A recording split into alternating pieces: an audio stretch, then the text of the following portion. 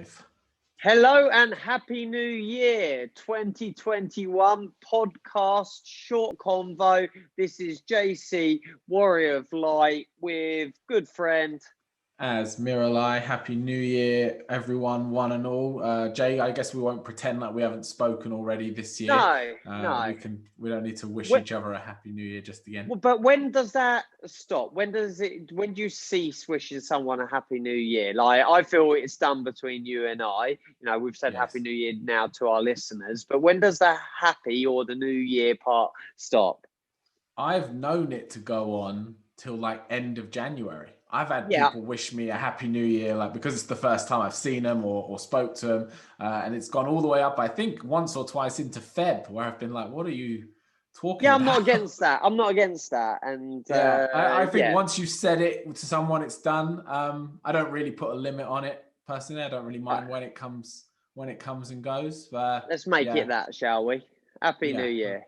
Happy New Year when you see him, if you see But him. I haven't asked, did you get any nice gifts? Anything nice for Christmas? Because we talked about gifts on the last one, didn't we? Were you rewarded with coal? Just a bag of ones and zeros is all I got. I got everything I could have asked for, which wasn't an awful lot because I didn't ask for an awful lot. But I got some of the classics. I got the socks. I got the tracksuit bottoms. I got all the good stuff. And then I got everything that I kind of wanted, which was only a handful of things from people. So nothing worth talking about. Nothing that's going to get anyone excited. But I'm happy. This might get you excited. I'm not going grey because of my feeling. I'm actually really upbeat. We could check on this next week. I remember the week one was really good.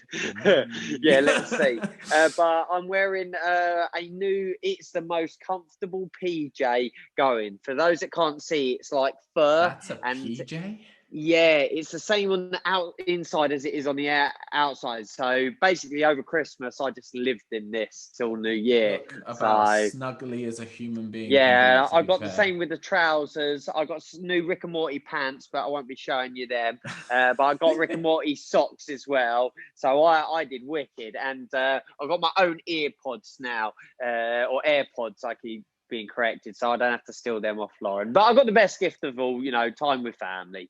That was the best. All that good stuff. Yeah, it's funny. We're in sync for the start of the year. I chose grey with intention today, and it wasn't necessarily to do with mood. I saw the grey, and I thought I want to wear the grey today. So okay, for our podcast listeners who might not see the visual representation, I always go in white, as always goes in black, or very, very dark grey.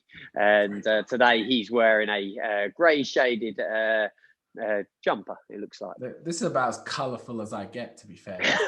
This is me like being a bit flamboyant for once. So enjoy it while it lasts. As I was just tidying up some notes in it over Christmas because I love me notes, and I've got written down with our COVID stoic. What does that ring a bell?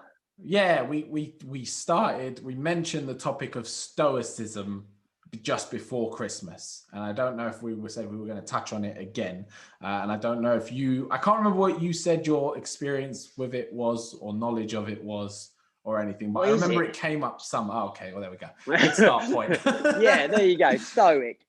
To be stoic, so it's a bit of an ancient philosophy. It goes back way, and one of the most famous ones was Marcus Aurelius, who was one of the Caesars. So he was, most powerful man on the planet for a period of time as the emperor of Rome.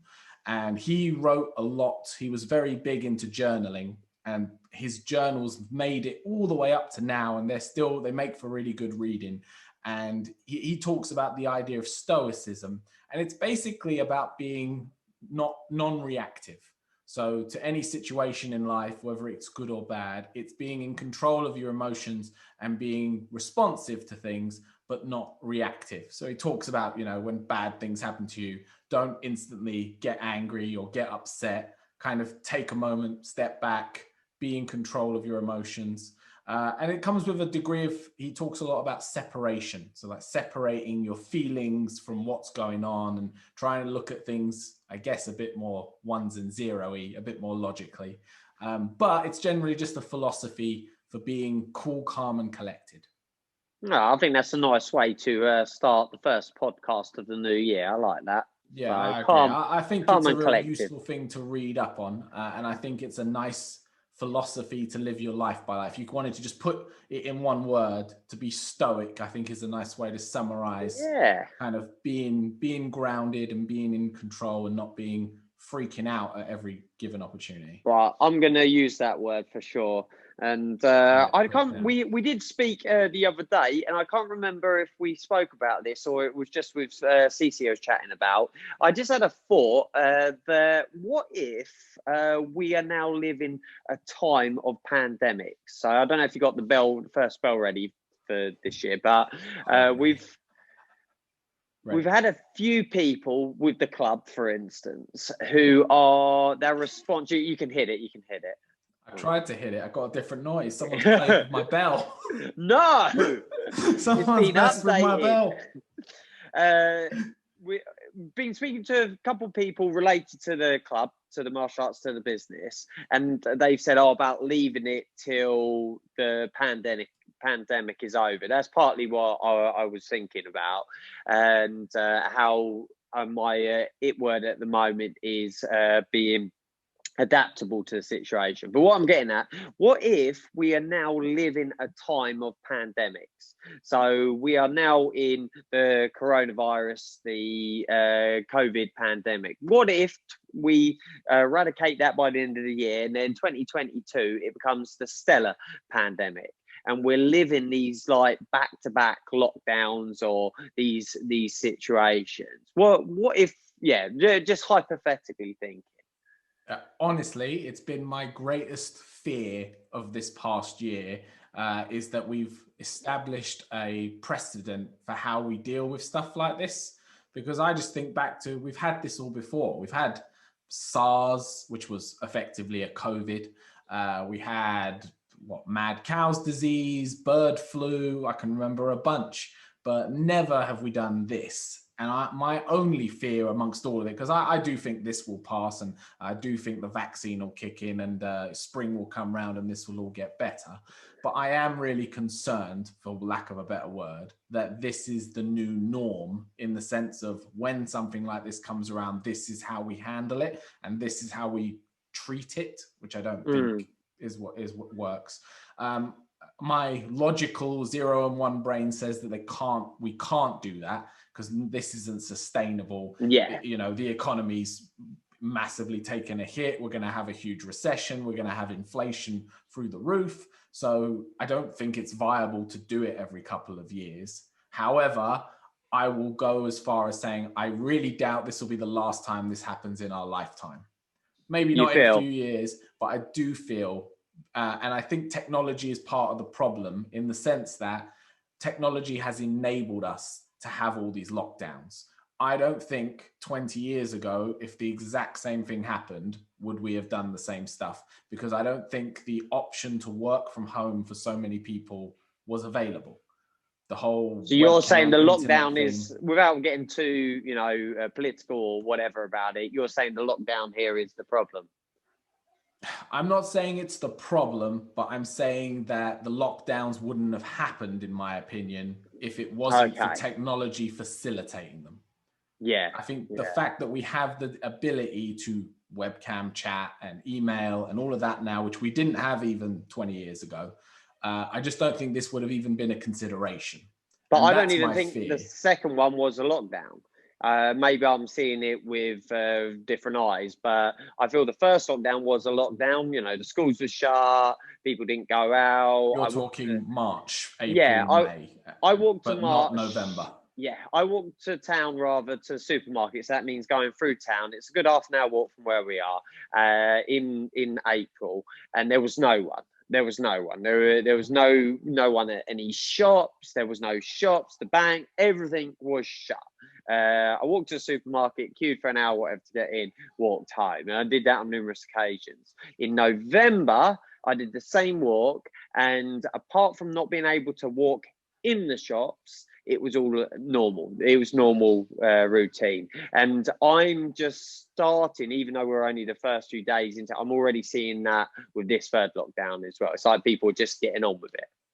Yeah, but I do think that's an adaptation. I think a lot of people have adapted to it. And I do Yeah. think a lot of people are just done with it. And although no one's going out of their way to break the law, I think a lot of people are going to take. Yeah, we're being responsible, aren't we? But yeah, but taking, I mean, I don't want to call it liberties because I don't think it is liberties. But with what the written guideline is, people are taking liberties. Like my personal opinion on it is it's not, but I can see, that would be the word, I guess, to describe. Well, it'd be interesting to see where it goes. One thing also on this sort of train of thought is I shared it again with the club, and that is it's very present that life is always moving. And like, for instance, that Christmas break that we have, I'm pretty sure you do the same to me. We literally shut down for 2 weeks. I turned my phone off Christmas Eve and didn't turn it on till New Year's Day. I had it off the whole time. No messages, no anything at all.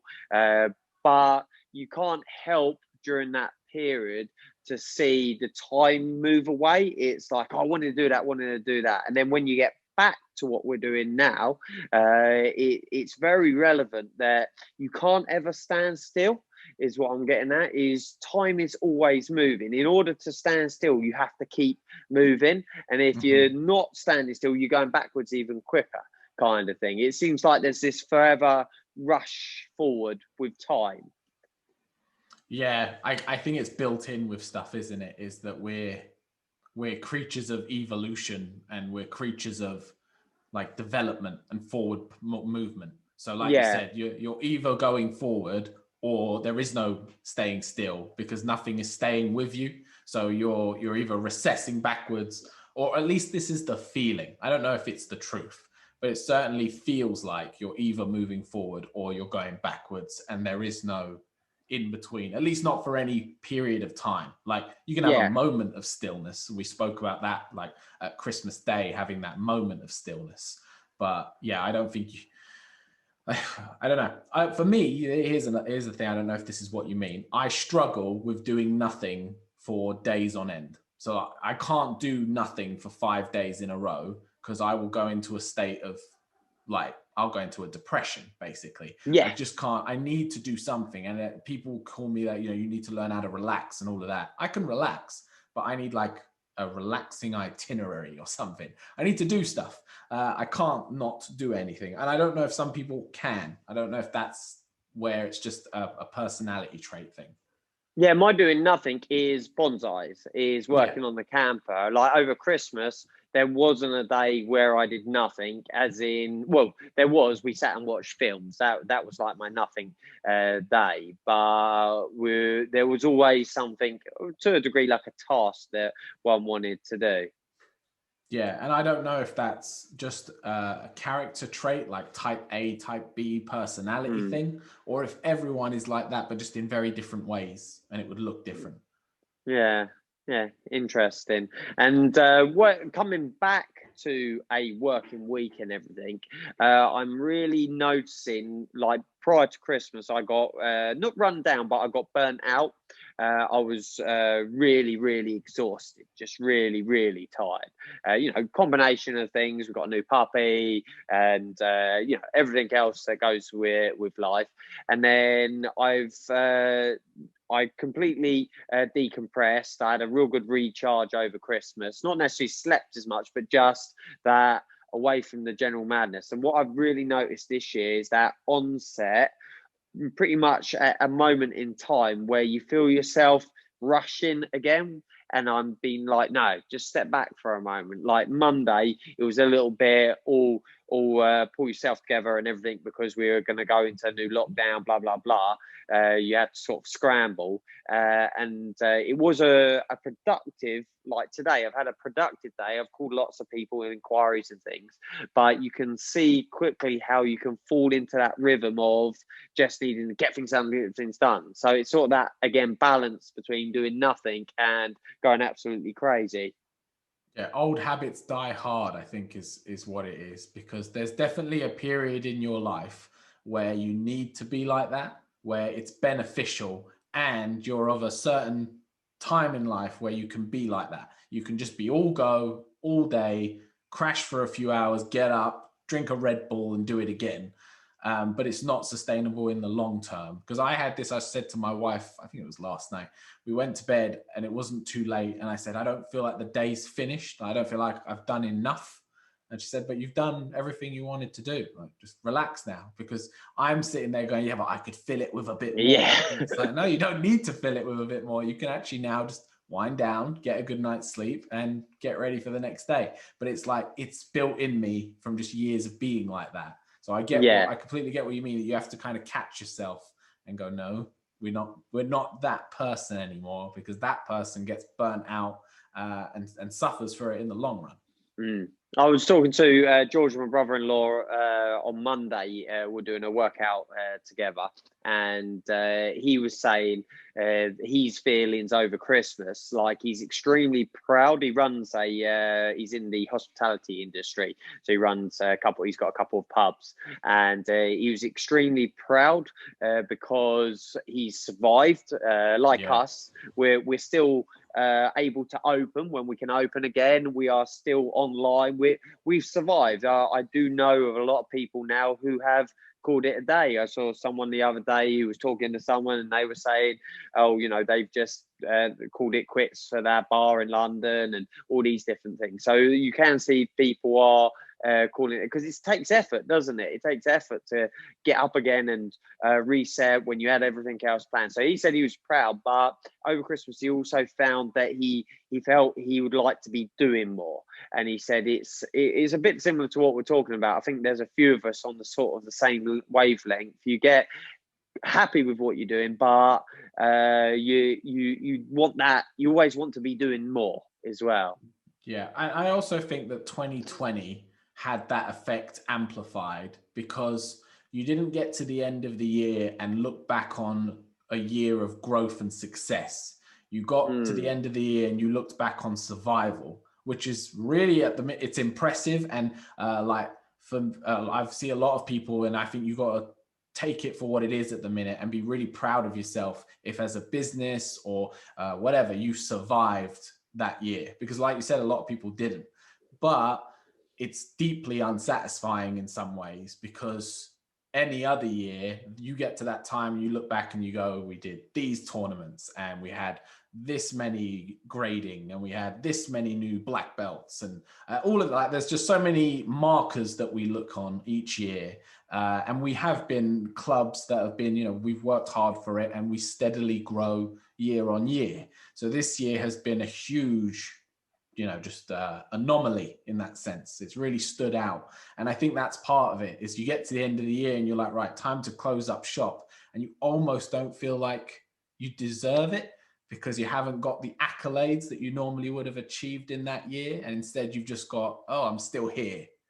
Yeah, it does definitely make sense. And I'm going to have that convo with George. I know he listens to the podcast as well. So I think some of this convo is you sort of want to talk it through with someone to hear your own thoughts out. And just to chew the fat. Yeah, and well, we were talking this, I'm pretty sure, earlier in the week, and I purposely didn't continue the conversation further because I was enjoying it, knowing that we could talk about it today. We were talking about being happy with my lot, happy with your lot, weren't we? And was it bothering you? I can't remember. Let's try and get back on track with what we were talking about. You brought it up, didn't you? I think I did bring it up, but I'm trying to remember how we got to it and where we got to it before we called it quits. But yeah, it was basically a conversation about being content and focusing on the smaller things rather than on the But you were saying, no, mate, I don't want to just be happy with my lot. right. Now I remember where we're at. Yes. Okay. So this is what it is, and I don't want this to turn into a rant. So I will act in. Tell me if I get ranty, because I don't intend for it to do so. Well, solve it. Yeah. There seems to be this thing being pushed at the moment of we found it now. We're back online, aren't we? Yeah. Of just be happy that you have a roof over your head and you got food in your belly and you got clothes on your back. And if you got that, you're better than 95% of the planet. Completely get it, completely agree, have no argument with it.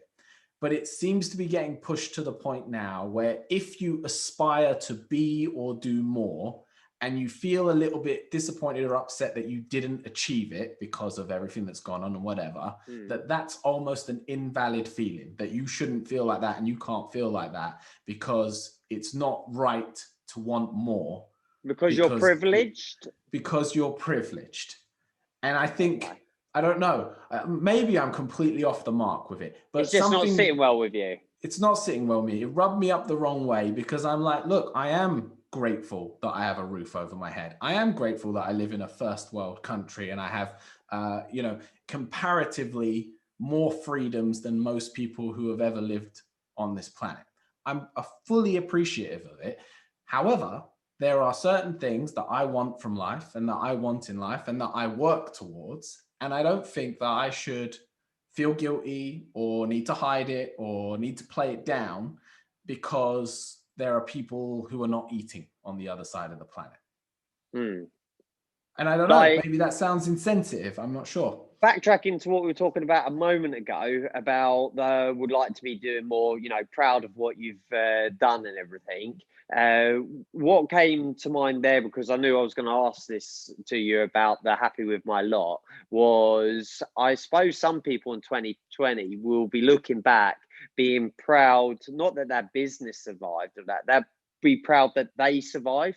Especially like we're talking about survival of our business and our livelihood and our black belts and our competition and all of this kind of thing, but neither of us have been touched by why we're doing this whole lockdown anyway. People that are dying because of it, and there must be some people, I don't know of anyone that is on a ventilator or anything, but there must be people that must be proud that they survived 2020, that they got through it.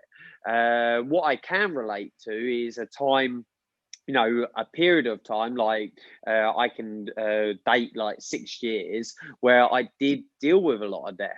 And I dealt with mental illness, mental health issues, and all those kind of things associated with death and everything. So I have walk that line, not myself being on a ventilator, but I can relate to that. I've stared death in the face and all those kind of things. So getting back to then the whole happy with my lot, I suppose I've always looked at it as we can't be ungrateful for who or where we're born into, can we? It's like, for instance, if you're born as the king or queen, you can't then not want to aspire to be a better king and queen, surely. And if you don't get it, to be, where does it spring from then? Where do you feel this, that you should be guilty? Is that the right word? Yeah, I think that the reason that you see all this stuff, as in people saying, just be happy with what you have, is because there are people who are almost fanatical about how bad their situation is, when in relation to other people, it's not. So, they've, let's say they've lost money this year, not lost their job, but they've lost a lot of money in their business. Haven't earned what they usually would. Yeah. Yeah. And they've kicked up a fuss online. They've kicked up a fuss to their friends, to their family. And then someone wants to give them a reality check or some perspective by saying, look, some people have lost their jobs. Look, some people have lost their parents. I'm with you now. And that's what you're not liking. It's not, and it's not that I don't like it, because I see the reason to do that. But I kind of think I don't know. I guess All right, it's Az. part So of. you do a post. You're writing a post right now, and you say, what's your post? But I wouldn't. You have I no. I I'm hypothetically speaking. So Az does a okay. post, and Az says, "Oh, I haven't earned as much money this year. I haven't had as many black Business is belts in the this year. toilet, lost You know, thousands, blah blah blah blah. blah blah." And then I write, "As you just be grateful you're alive. Okay, you Yeah, get pull it cakes at together, weekend. mate. Exactly. Yeah. What would you sooner hear? Then what would be the solution instead? No, well, I guess so. This is where, part of this show, and I don't know if this makes for good or bad podcasting, is that we very often come into this without having thought things out yet, and we sit Yeah, here and think it out. So I'm being that's what the convo's careful with about. my words, because what I don't intend is to be that person, because I would never write a You post like that. selfish shit. I would never sit here and No, you complain wouldn't to share it. anyone. No. I wouldn't share it. That's I'd why share you're it with. sharing it with me, aren't you? That's why we're sharing it in this convo, because it's got to come out Yes. somewhere. Yes. And I guess being told what you already know isn't necessarily what you need or want to hear. Like, I am well aware that my financial troubles at the moment are nothing in comparison to other people.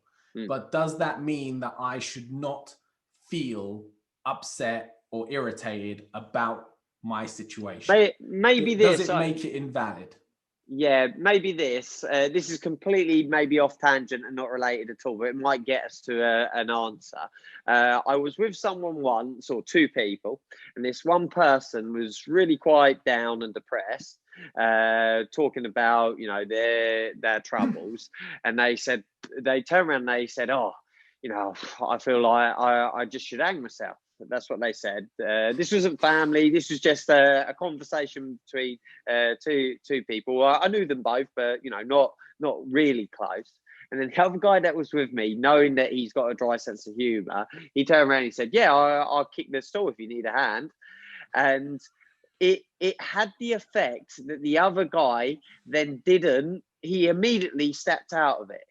Right. Stepped out of it, and immediately was like, no, it's not that bad. It's not that bad. And that's what he needed to hear.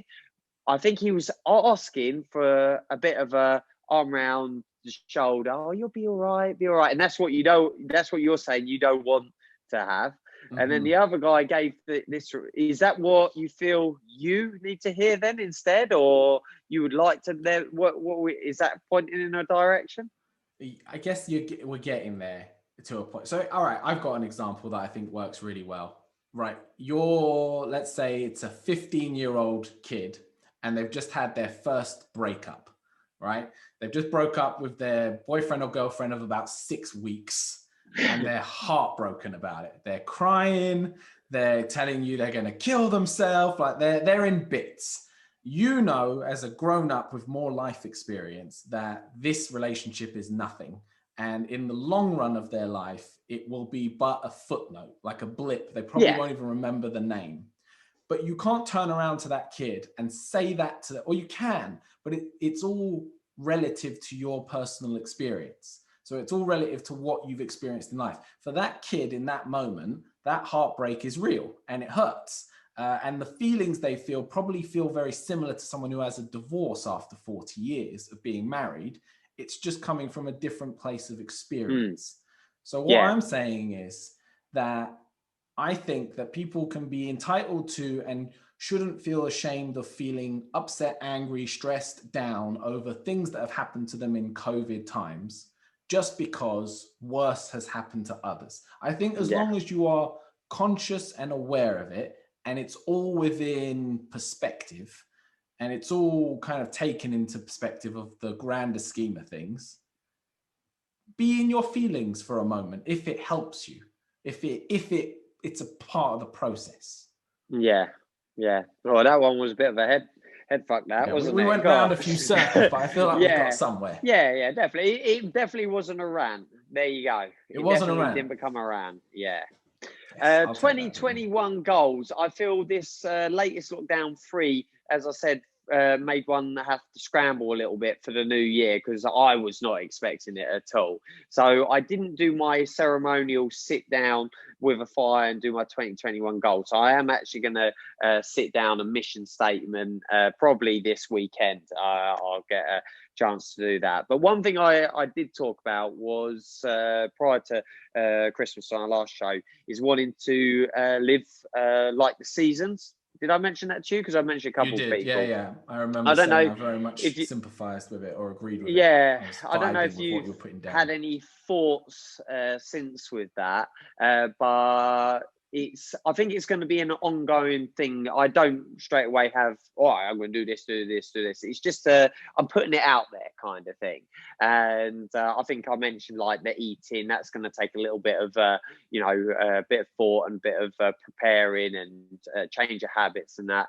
I did go out over Christmas, well, in the new year, actually, it was New Year's Day, and spent some time outside up the land, and we built a shelter. We didn't actually stay. We're going to go back and sleep out in the shelter soon.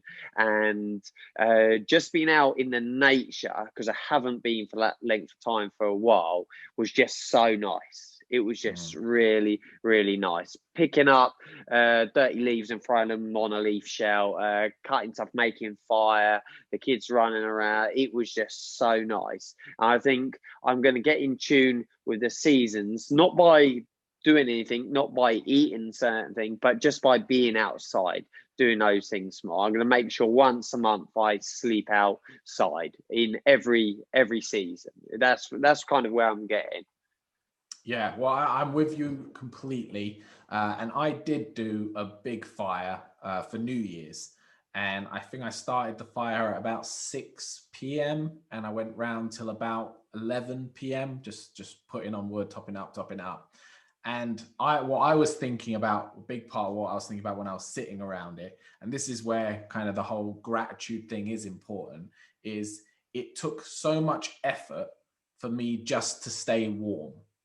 Like just to be there and stay warm required me to get the wood, bring the wood, cut the wood, lay the wood, light the fire, stoke the fire, keep the fire going. And all of that, and that moment of sitting outside in whatever it was, 1 degree weather, was just to keep my body temperature up. Whereas when we're indoors, we're just warm, central heating, all the rest of it, you're just above that temperature. Now then after that, I wanted to cook with it. So then it was taking some of it, putting food on it. And it's like we have a lot of what's the word? Creature comforts. Yeah. Or life's a lot easier now in a lot of ways. And I think some of it is we need to slow down a little bit. And when you go back and get a bit more primal with things, nature, you are forced to slow down because the convenience is the thing that's taken away from you. So you can't just turn the microwave on and cook food in 10, 20 seconds. And everything you cook on that fire tastes better as well, doesn't it? It doesn't matter what you cook it is, or what it is you cook, but it tastes better. Better than anything. There's no better way to cook anything. There's a realness to it, isn't it? Even though that flame that's coming out of the gas hob is still fire, surrounded by the metal, whatever it is, grid and your frying pan, it's still the process of cooking, but there's something real about it, isn't there? And something extremely satisfying. Like you cook the exact same thing, call it a steak or whatever, but you'll get so much more, or I do get so much more pleasure from the process of cooking it outdoors on a fire than you do from cooking it indoors. And I don't know, it brought me a great appreciation of, we talked about, living within your means and living a simpler life. That because for New Year's, I had my closest family who were within my bubble, and we had good food, good conversation, and the warmth of a fire, and that was it. And I've never been more content. Like I was just completely happy. I didn't want for or need anything in that moment. And I think that's where we're getting at with a lot of this stuff, is just getting it back down to what's really important and what's really necessary more often than not. And it brings that crazy wavelength, which you have to be on to, create. And it brings that doing nothingness wavelength to like a really nice middle ground, doesn't it? It's a very peaceful place to be. Yeah, it was lovely. And there's no screens really, you know, there's no TV, it's just, you just have to sit with people and talk and eat Yeah. and be warm together. And I don't know, it was just a very lovely evening, and it really brought a lot of things into perspective after a year of just craziness. So I'm feeling all warm and nice there. Warm and cuddly, right? See? Yeah. Well, I'm looking at our episode features. We had something food related. I think we've covered that there. Would you say cooking on? There's no better way than cooking on real fire. Do you feel a rant? I'm really rantless at the moment. I'm not needing a rant. Top three. Top three. What was your top three? Oh no, you look like you had something there. No, I didn't. I was about to dig in the archive to think of one, but did you have one? No, I didn't have one. No. So should we throw it out there? Do you want to throw it out there, or do you want me to? Whoever gets to it first. Ready? Top three things of the new year. Oh wow, that was good. Top three things of the new year. All right, let's go one for one so that you can give me an example and I'll know where I'm at with it. Okay, so all right, I was hoping you were going to say something. Oh, top three things, yeah. All right, new year. I seem to have a always do it at New Year. A clear out, as in that cupboard, that the garage, that pile has been cleared out. And I did it yesterday actually with the crafting. So you might have one already, but as a father we have a crafting station. So as a parent, so all of the pens, all the pencils, the kids have had a few like make your bird box, make this, find your gem in stone, all of these sort of things over birthdays and Christmas and that.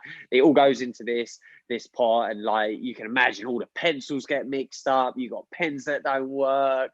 So we had a proper sort out yesterday, and so yeah, that sort out. My mum used to be a hoarder, and she used to like hoard stuff under the stairs. So it's not like kids or anything, but nothing creepy. Yeah,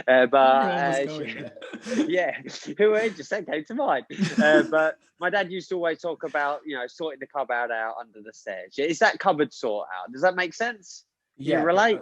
Yeah, I relate. But for the new year, what do you mean? As in, do it more often, or just no? As in, I only ever do it to that stage. I only ever do it over the new year. As in, it's related to the new year. Right. So I'm relating this to the new year. That I won't do that in the summer. I'm not going to do it. I'm not going to do it now for the rest of the year. I understand. So something I do every year is I do an annual review. And I started this 2 years ago. And it's basically, I sit down for about an hour and I just I try to write out everything important that I learnt in the last year, the important people I either met or interacted with a lot in the last year. And like the kind of the highlights. I kind of do a highlights for myself, but in written format. And then from that, I kind of look at what I want the next year to be like. Like if I didn't meet anyone interesting, then this year I'll try to make sure I do something that puts me in a situation to meet someone interesting or interact with someone new. And it's stuff like that. So I like to do an annual review, and that's a big part of my New Year solution. Yeah, well, my number two is similar to that. I call it a mission statement. I do it less of a review, more of a looking forward. I look forward by using the review. So I look at things that I did last year and think, right, this year I'm going to do that better. I'm going to move to the next stage of that evolution, or I'll look back on last year and I was doing some things that I've stopped doing that in the new year I need to start doing again because they were just good for me. Like for instance, journaling or whatever it is that I've let slip slightly. One of the things was like podcasts. I wanted to start listening to podcasts again. I was listening to them last year, really informative ones, and fun ones, educational, and I find you can quite often be too much in your own head, and I think that can be a bit destructive. So one of my mission statements was, let's listen to some more constructive podcasts. So that's my number 2. Yeah, am I on 2 or 3? I've lost. You're on 2 because I'm first. On 2. So a big one for me, this was following on from all our screen time and social media chat, is I have removed all of those apps from my primary device. Interesting. Without the intention of putting them back on. I will keep them off. And I think I will, because I've done it now. I took them all off around Christmas, and I feel a billion times better for it. I have a second phone, which they all live on, but that phone lives in a drawer, and it's a broken phone, and it's got a cracked screen, and the battery lasts about half an hour, and it's perfect because then I just check it in the morning and maybe in the evening, and I post whatever I need to post for work, and I respond to any, DMs or anything like that, and then it goes away again, and I don't carry it around with me. And this is a real personal thing, because I seem to have no self-control or real willpower with it. Like it has a negative effect on me. I have a tendency to scroll, and I have a tendency to see people who are doing better than me and get upset about it, because I'm just like, why are you so ahead? And seeing people who are doing destructive things and then getting into this real nasty place of what the hell is wrong with you, I get a bit judgmental. And then I hate all of this about me. And when I'm not on it, I'm not that person. That guy doesn't exist. He exists in social media. So I've just tried to create a lot more space between me and it. And that's my big thing, I think, for this year. Following up on what we did as that episode, since I have been really disciplined. I haven't deleted any apps, and I haven't found I've needed to. I've kept the whole screen time. It comes up and says, "Oh, you got 5 minutes left," or whatever. And I've worked really, really well with it, and I don't feel guilty or anything like that. I just feel like, that's enough for today. I literally have got to that point, and I'm really pleased with myself. And I haven't run into a problem yet, as in I haven't seen someone that said, "Oh, you're not replying to my messages," or "You're not doing this." I haven't had that yet.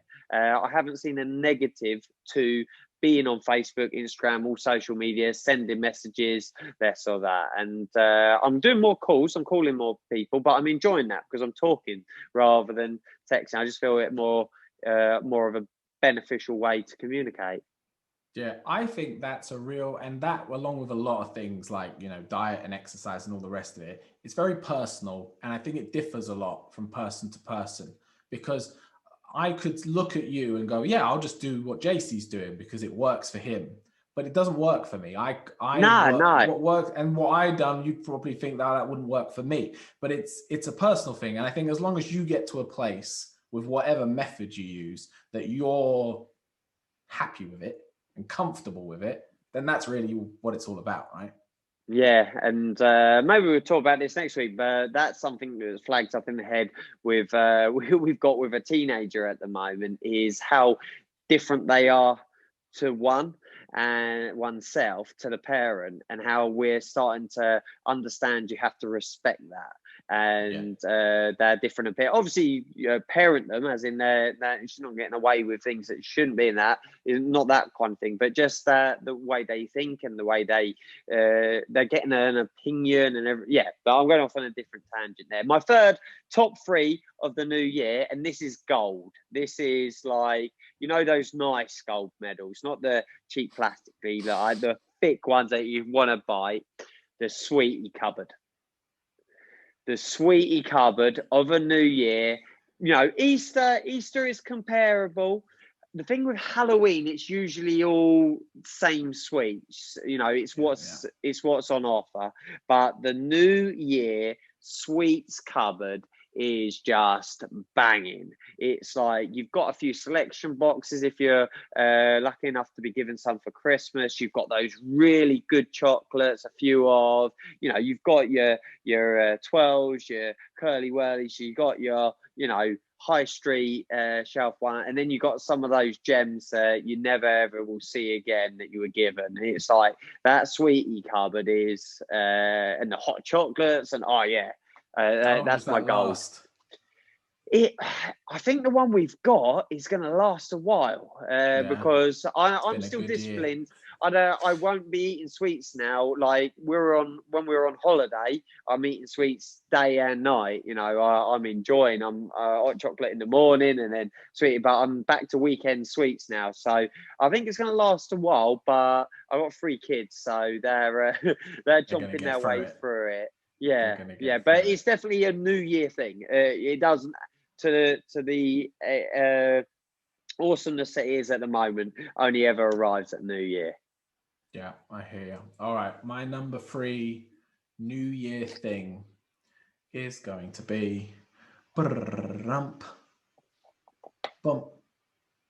Oh, my! It's boring as hell, but it's mine, so it's personal. I can have it. It's my Goodreads list. So I use Goodreads. This, first of all, baby rant. This is the only app I think that's left that is completely free, has no monthly subscription. It's not even an option on it, and is not trying to sell you anything. It's just a utilitarian app that has a benefit and doesn't cost you anything. I don't think they exist anymore. Feel free to try and name me another app. Well, you're going to need to tell me what this app is. It's a boring app, but I'm going to tell you. It basically allows you to catalog everything you've ever read and give it a rating and maybe make some notes about it. And it lets you, for example, someone says you need to read this book. It lets you save it in a list of books that you want to read. And then it gives you links to buy it on Amazon or download it on Kindle and all the rest of it. And finally, it lets you set a goal for the year. So let's say my goal was I want to read at least 25 books this year. And it like shows you your running tally and your percentage of it in it that you got. And it lets you kind of go through your books. And then it recommends it based on what you've read. So it's kind of like you create your own little Netflix of books. I love it. Yeah, it's a great little app. And I always enjoy it because at the end of the year, you go back and look through everything you've read and you start trying to pick and find books that you want to read and you add them into your list and you set your goal for how many you want to read. I don't know, it just gets me pumped up to do some reading, which I'm pumped up to do this year. So Goodreads. Anyone who's into reading or wants to get more into reading, good app. We still need to do our book episode, don't we? Let me get through January because then I'll have it all in my mind and then we'll go hard on books. All right. First week of February then. I'll call that out. Put it on the calendar. We're there. Yeah, awesome. Quote time. Quote time to finish it off. I got one. I didn't come prepared, and I think there's one that would match what we're talking about, but I can't find it. I was having a little search just then. I'll go while you're thinking. So a lot of people are doing dry January. I don't know how much this applies to people like me and you, Jay, because we're not big drinkers, but dry January is where people abstain from alcohol for the entire month.